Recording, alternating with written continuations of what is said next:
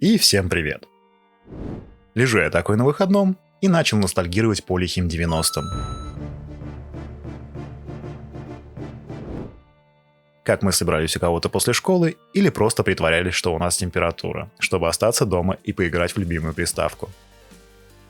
У кого-то была Dendy, у кого-то Sega. Но у самых крутых была PlayStation 1. Конечно, в других странах были распространены другие консоли, такие как Atari, Game Boy, Neo Geo, Nintendo DS, GameCube, ну и куча других. Весь список вы видите на экранах.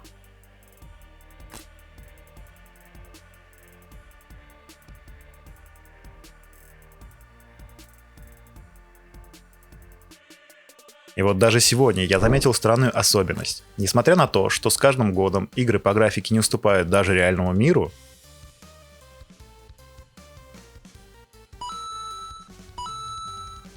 людей все равно тянет на олдскульную пиксельную графику. И в 2019 году компания Disney запустила HD-переиздание легендарных игр, таких как Аладдин и Король Лев.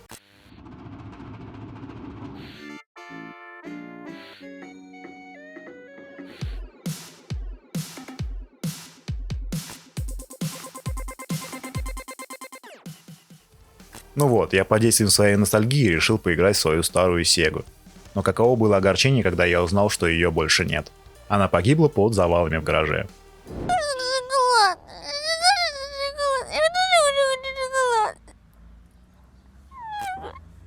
Но я не растерялся и решил сделать свою приставку с кучей игр, ну и заодно поиграть в то, во что не успел поиграть в детстве. Самое главное, что для того, чтобы все собрать, нам всего-то понадобится от силы минут 10, наш микрокомпьютер и USB или Bluetooth джойстик. Кстати, можно играть вчетвером, если захотите. Про SD-карту и питание, я думаю, нет смысла говорить, эти компоненты по-любому нужны. Я не спорю, есть продажи и готовые варианты приставок с предустановленными играми и примерно за ту же самую сумму. Но вы-то пришли посмотреть, как все сделать своими руками. Ведь сделанное своими руками ценится гораздо больше, чем купленное в магазине, что бездушно было собранное на заводе. Поэтому продолжаем. Итак, первым делом нам необходимо скачать сам образ RetroPie и сами ромы игр.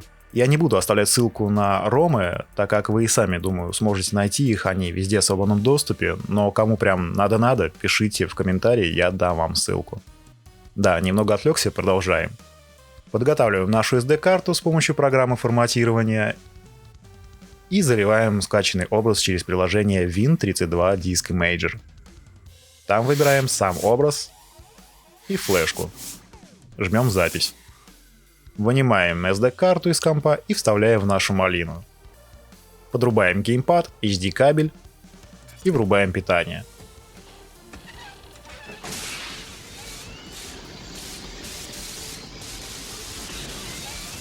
Ждем первой загрузки.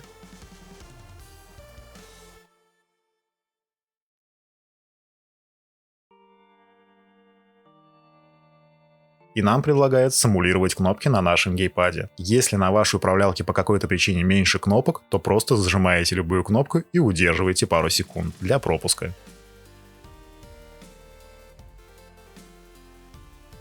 Для переназначения используем стрелки и кнопку А.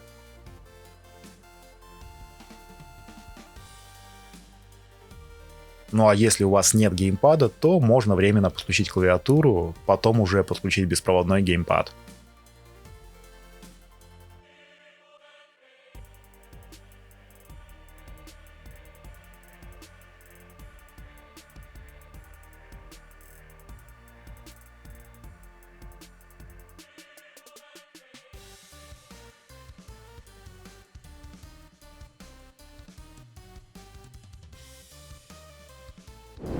Чтобы залить игры в малину, нужно в меню RetroPie выбрать RetroPie Setup, настройки конфигурации, USB ROM сервис, Enable USB ROM сервис.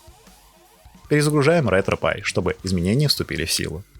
Дальше нам нужна чистая отформатированная флешка в формате FAT32. Создаем пустую папку под именем RetroPie Mount, затем вставляем флешку в Raspberry Pi и перезагружаем ее. Это скопирует все системные папки с карточки на флешку. Далее вставляем флешку в ПК, получаем доступ к тому же набору папок, что и на Малине. И вау! У нас есть ультра-мульти-мега-архи-ретро-консоль, которая поддерживает кучу игр. Теперь можно побаловаться с темами, выбрав любую, что вам понравится.